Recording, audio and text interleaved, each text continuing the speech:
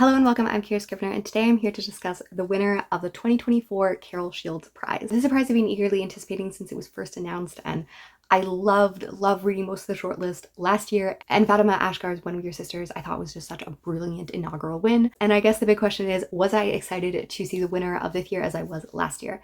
And I would say that I am pretty excited. There was a book that I liked more than the winner. So the winner ended up being Brotherless Night, and this is a book that I thought was really excellent. It had its weak points, especially with some pacing, and there was a distance at times with the characters, but I did think that it was just such incredible story. It kind of takes on the version of a fictionalized memoir in which this woman is looking back on her life. We see her in 2009 talking about some of the events of the Civil War and how people call her a terrorist, and the different ways that political identities are forced on people because of choices they are made. And then we go all the way back to 1983 and follow her until 1989 as she's a young woman studying for exams to be a doctor, then her university days, and the way that she becomes involved with the Tamil Tigers and whether she agrees with them or not. And there's a lot of nuance and tension between those things. How you can want a political movement to secede but not agree with all of their choices. It's just, I think, such an interesting, intense book, and also the ways in which characters are remembered in history. We see that through the character of our friend Kay and the way that he is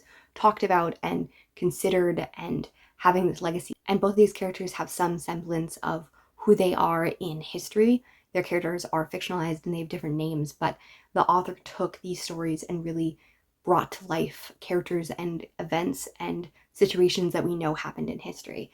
And I think that that is really powerful. And one of the refrains through the novel is, you have to remember that we're talking in Tamil. I'm telling you the story in English, but Tamil has so much more nuance to what was going on. And I think that's a great thing to remember when we're talking about stories that are told in English, that are told in the story and the language of those who colonized the people that lived this.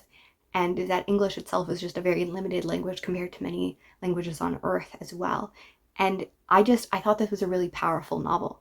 As I talked about, it took me a little bit to get into it. I thought the beginning especially had some pacing issues. There were some choices at the end that I didn't like.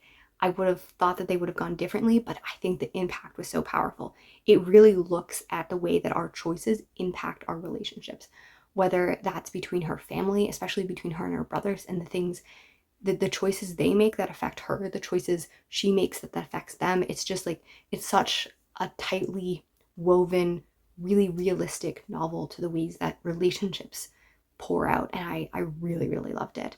So I am not at all sad to see this win. I'm very excited, and it is also currently shortlisted for the Women's Prize, which I think is excellent. The book that I loved even more was A History of Burning, and this was just remarkable.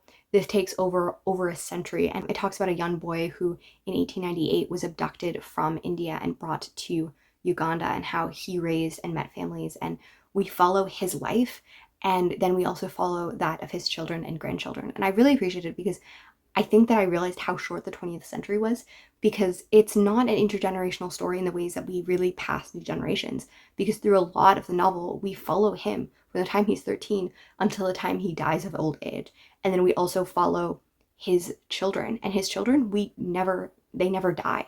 Like, they were born in the early 20th century, and when we end in 1992, they're still alive. I know that some people are cautious about taking up intergenerational stories because it feels like we won't get fully involved in the characters, but I will definitely tell you that this story makes you fully invested.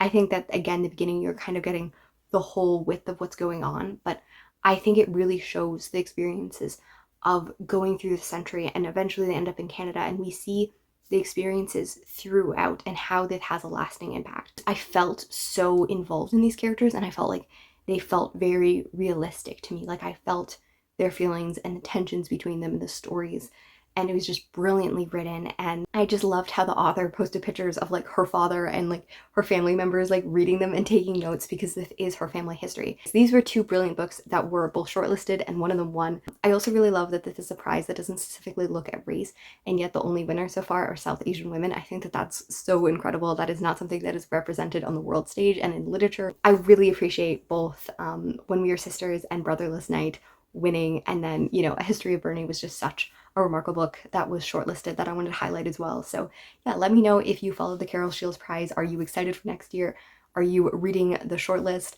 I am eventually going to read Daughter and hopefully Coleman Hill as well. I got a little bit behind on the reading that I was planning to do, but I would love to hear your thoughts and feelings. And are you excited for Brotherless Night? Do you want it to win the Women's Prize?